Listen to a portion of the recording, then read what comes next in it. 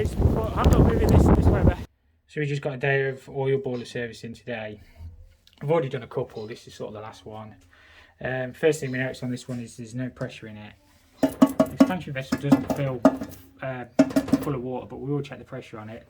I think somebody's disconnected the fuel loop because it's probably been letting by, I guess that one leaks.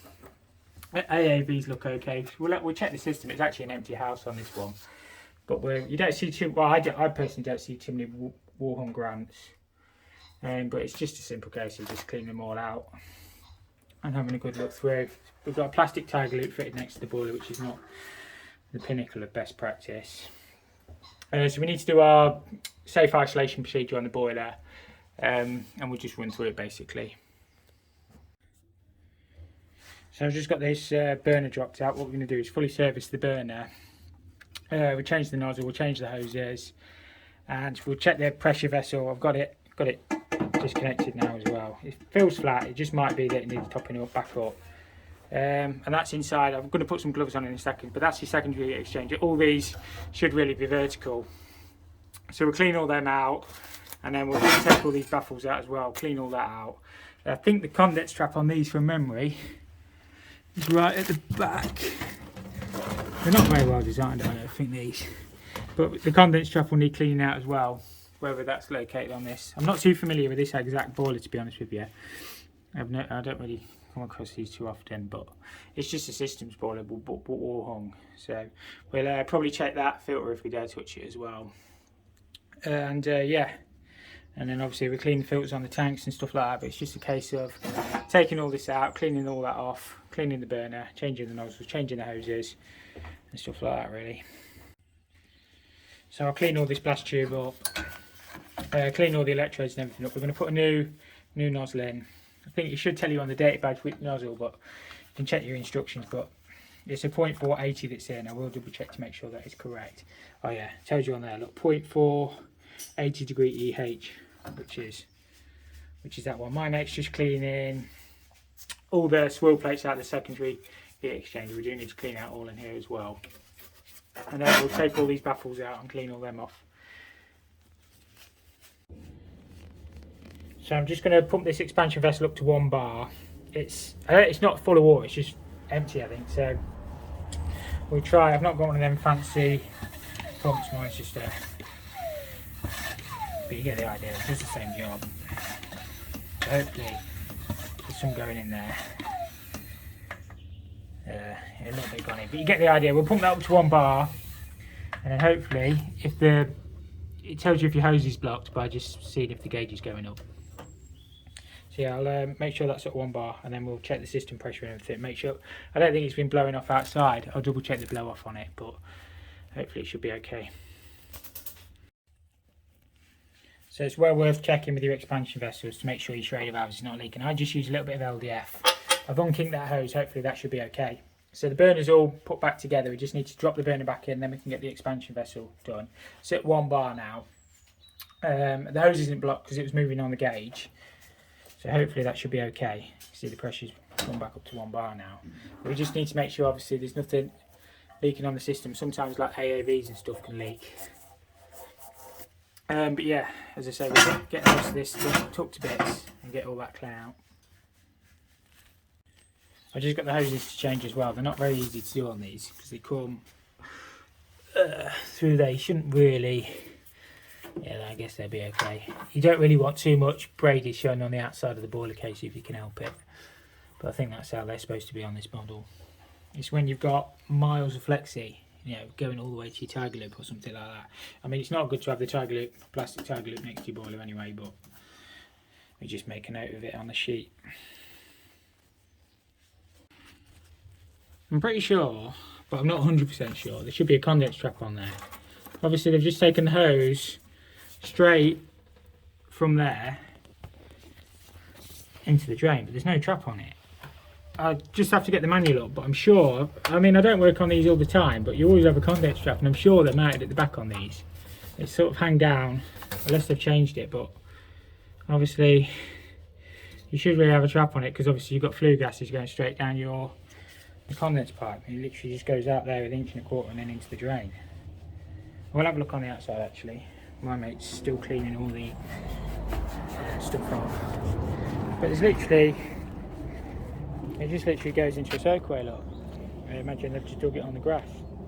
So somebody's took the trap off it. We've also got solder joints on the oil line, probably no sleeving. No sleeving on that. That's obviously the blow off. The flue's probably too close to the opening as well, because it's supposed to be 600 on that, I'd imagine, as well. So not the absolute best installation you're ever going to see. So yeah, I'm pretty sure, I've just had a look in the manual, the internet is really slow out here, but yeah, there should be a conduit strap on there. Obviously with oil you can't really leave anything switched off, but obviously it's been working. But I'm not too happy. If you should have a conduit strap on there, it should have one on, do you know what I mean? It's probably, well, it's not me being picky, I don't think. And obviously we've got, that air brick goes all the way through. Look at the expanding foam on that as well. So yeah, obviously the flue's too close to the opening as well. I'll double check on the manual, but I've serviced the burner. I'm just going to do this combustion chamber, but what can you do? Some of the stuff you see is absolutely crap, really. The actual baffles themselves don't actually look too bad on this one, but what the boiler will probably need setting back up. I'm just not too happy with how it is. Obviously we've got a few defects. All we can do is make a note on the paperwork, and if the customer gets them rectified, they get them rectified. It's just, you often find this with oil, just some of the standards are absolutely shocking, but you can only do your best. So I just need to finish cleaning all this rubbish off here. You never get it absolutely perfect, but we've had all the baffles out. We'll make sure the baffles are put back right. We'll set these back vertical. In the instructions it shows them vertical. And we'll just have to make a note of the defects on the service sheet. There's not too much more we can do. I mean, it would be worse if the conduit strap went into like a sink or something like that. But I mean, it goes outside, but it's still not good because it's not fit to manufacturing instructions. I mean, the vent's probably worse because that comes straight through. And yeah, we'll just make a note. I mean, there's solder joints on the oil line as well. We've got tiger loop next to the boiler, which should really be a metal one, I suppose. And there's probably 1,000 defects with the tank as well, but you can only do what you can do. Right, we've just got the thing struck back up. We are going to do our safety checks on the boiler. We're going to take the sample point out now and obviously check the readings to manufacturer's instructions. But yeah, just a few defects on this one. Is the boiler even going to light? It probably got no oil knowing us. We'll have to check. So I've had the boiler running a little while now. I've set the pump pressure on the oil pump to manufacturer's instructions, 10 bar. Got the flue in the sample point, the analyzer in the sample point. We've just set the air up. To adjust the air on these, there's a little screw. You can see the numbers on there if the camera will focus, which it probably won't. You just twist that little knob on the right hand side. So it's asking for CO2 to 12.5, so we set that up. We just have to make a note of the defects on our service sheet with regards to, obviously, we've got the solder connection on the oil line, we've got no condense strap, we've got flue too close to the opening, the air brake, and there's probably quite a few defects with the tank as well, but we'll make a note of them all, and then you can only do your best on jobs. But other than that, it's okay, I guess. When do you reckon the last time that hose was changed? Probably about 1970. I don't know. We need to change that hose. This is just an old Bolt boiler house model boiler. We've just got to service it. Looks like it's been burning pretty clean. I need to put some gloves on. It's full. I mean, should put gloves on. I know. So yeah, when I struck it up, it does work. The oil pump's noisy though. So yeah, we need to change that. Definitely change the hose. Probably change the nozzle because it probably hasn't been changed either. Well, it doesn't look too bad actually, but we need to change it anyway. And then just clean it all out. This one shouldn't be too bad. Right, I've got my gloves on now. So yeah, that hose definitely 100% needs changing. I think he said it got serviced about 20 years ago. So it gets a regular service every 20 years, this one. It's actually burning clean inside. It's just full. So we'll unbolt all this, clean it all out and set it all back up again. We'll obviously service the burner as well. But these aren't too bad to do, to be honest with you. Actually, it's been burning okay, this boiler, to be honest with you. It's just not been cleaned out in a while. So we need to take all these baffles out, scrape it all off. Hopefully it should be nice and loose-ish, and basically clean it all up. Hopefully we can get that baffle out. Sometimes they're a little bit stuck. I think they come out. I think they just pull out like that. Obviously hard to do one-handed, but we will get them out however they come out, and yeah, we'll go from there. So yeah, they do just slide out, but it's just a case of cleaning all this rubbish off and making sure we don't get the baffles mixed up on these, because obviously they go back in a particular order, so we'll be methodical and just work through the boiler that way. While my mate's cleaning all the baffles off, a little top tip with these guys if you're struggling to get these undone is get your screwdriver locked in and just hit the end of your screwdriver with the hammer. Obviously I can't do it one-handed, and it just releases the screws, because sometimes they can be really awkward to get off. So just give that a good smack. It will generally just loosen it off, and you can just turn it then. So we've changed the Flexi, put a new one of them on. I haven't got any of the long life bio ones in the van, but we're going to put a new nozzle in, one of them, and strip it all down. It's actually not looking too bad inside, it's just baked on, do you know what I mean? So try and get all this crap off and try and get it as clean as we can. My mate's just busy chiseling all the baffles off, but we need to get all that. Probably have to get the scraper in there, but other than that should be okay. My mate's done a good job of cleaning all the baffles off outside. I'm just getting handfuls and handfuls of crap out of the boiler, just handfuls of it. So what I normally do is hoover it out, but when it's this bad, obviously it'll just block the hoover. So I get the worst of it out and then just hoover the rest of it out. But one or two bits are just baked on, you just need to go over it again. But sometimes you can only do your best. So some of this stuff was quite well baked on. We've got 99.9% of it off, and what all my mate has. So that's the top one, this was the middle one, and we've already put the bottom one back in. So it's just a case of popping these back in, and as I say, I don't think the boiler's been burning wrong. It's just obviously needed a few bits doing on it and needed cleaning out. Sample point is just here on this boiler, so just undo it. Obviously we'll check all the seals and everything at the end with the analyzer to make sure nothing's leaking, but you just unbolt that, and then we'll strike the boiler up, let it run a bit, and hopefully, don't think it'll be too far out on the settings. It's just obviously just haven't been cleaning in a long time. So yeah, we'll put the analyzer in when the boiler's struck up, and we'll set it up. Oil pump's noisy. We'll just make a note on the service sheet. Obviously we've got the analyzer in now, just got the readings on there. So we'll let this warm up a little bit. There's a few of the minor defects as well. There's no terminal on the flue, terminal guard. Any flue below 2 meters should have a terminal guard. My phone's ringing. Right, this morning we are removing these two oil tanks. These are in quite poor condition really. This one's all split, had a tarpaulin over it. I know it's bunded, but they're too big anyway, and they're really in the wrong place. So we're putting one tank in over there. That tank's empty anyway, they didn't really use two, so we're going to transfer the oil from that one to that one, with this one out of the way, put the new tank there, connecting back up, and that should be job done. So obviously we've just picked a right good day for it, because it's pouring down with rain. I don't know if the camera picked it up, and we've got two oil tanks to do today. We've got this one and another job, so we're going to crack on with it. We'll get the pump set up, we're going to get the oil transferred, and get the lines reconnected back up. It shouldn't be too bad really, it's just the weather. Right, so I'm having a crap day today. I've just driven an hour and a half to go and get a new pump, because my pump packed up. It's a really old pump, yeah, but it worked last time. But I've just gone and got a new pump, and this one has just stopped working. Brand new pump. It literally switched on for about a minute, started pumping, and it's just stopped. So it's one of them crap days today. I don't think it's overheated, it's not hot at all, it's just plug it back in, Harry. It just doesn't work, basically. It just buzzes like that. So I'll try spinning the fan blades up on it, but it's just annoying.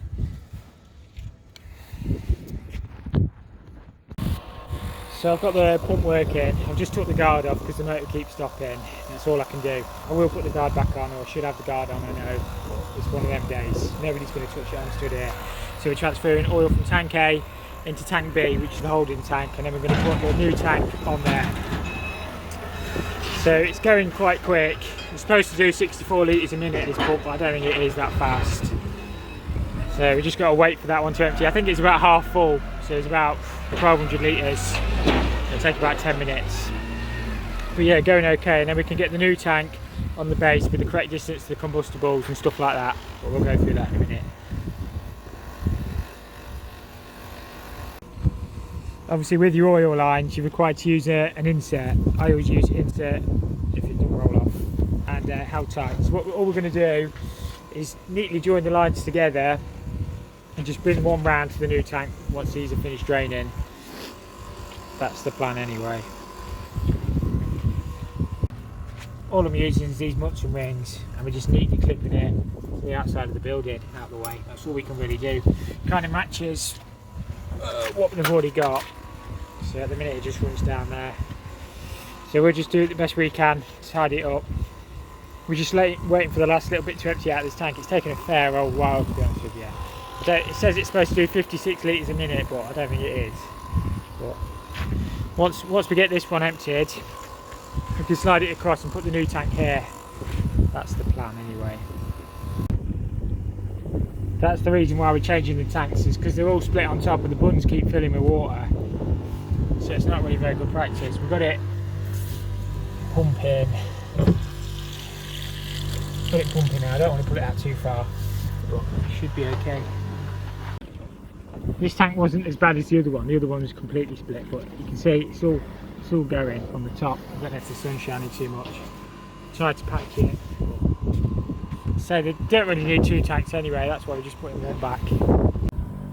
Right, it's just started snowing, so we've just got the oil transferring into the new tank now. What I'm going to do is put some Unistrut along the oil line, because we're a ridiculous distance from the building now.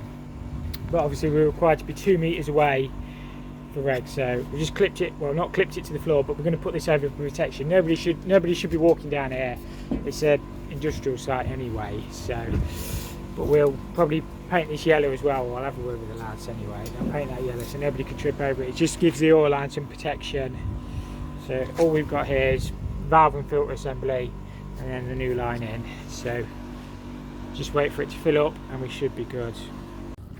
With these Watchmans, all you do is you set the height, you measure the height of your tank, and there's dips on the back of the receiver on the bit with the plug on it. So you just basically set it to whichever one you've got, and then you just pair it as per the instructions. So they're dead easy. You just wait for the blips, and then after 2 hours it gives you an accurate reading. So really good, really easy to fit.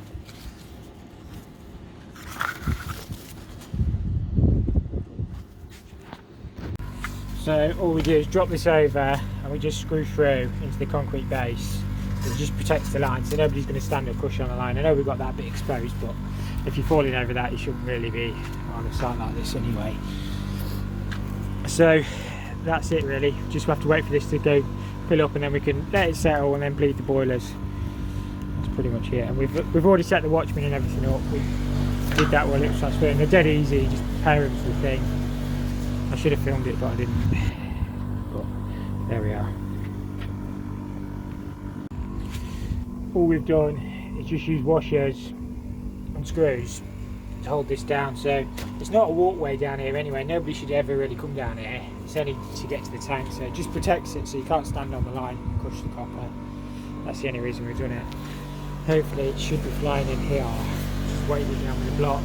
So we just wait for it, as I say, we just got to wait for this to fill, then let it settle, then we can bleed the boilers and get the heating back on. I don't actually know if it's snowing or like hailing, but it's cold outside, whatever it is. At least it's not raining. I'd sooner have snow than rain.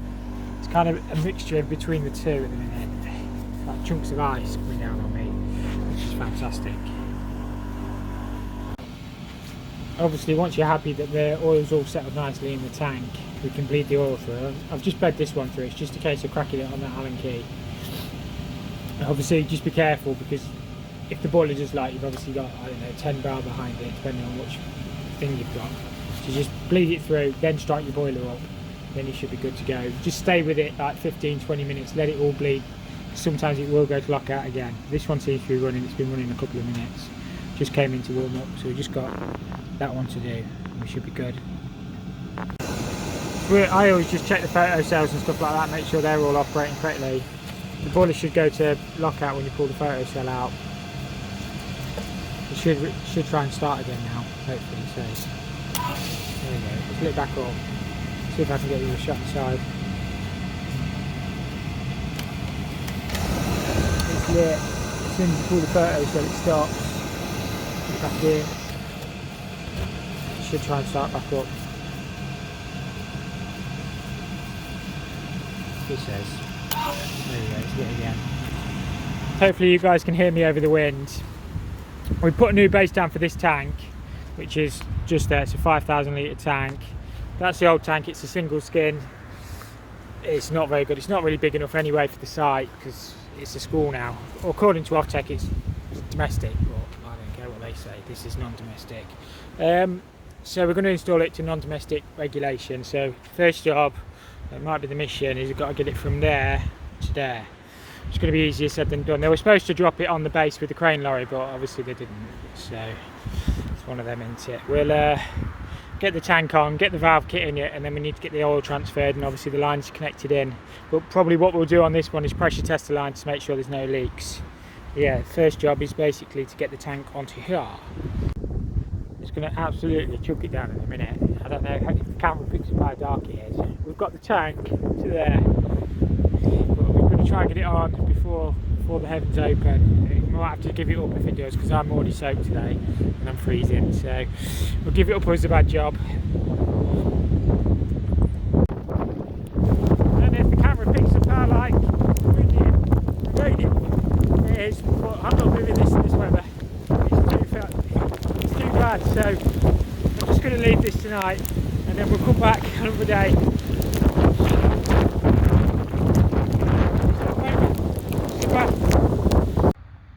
If you've not seen one of these, this is just a micro bender for, I think it does 8 and 10mm copper. It might even do 6mm as well, this, but you don't really get that size.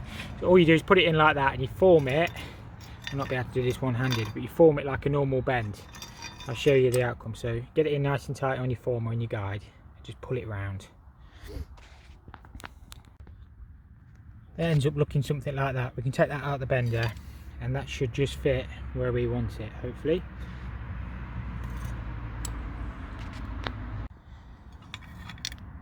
So that's that bent nice and neatly. All I've got to do is put an insert in here, like so, and then just put some held tight, which is this stuff, in there, and then I've just got to make that joint up, and then this tank's all done.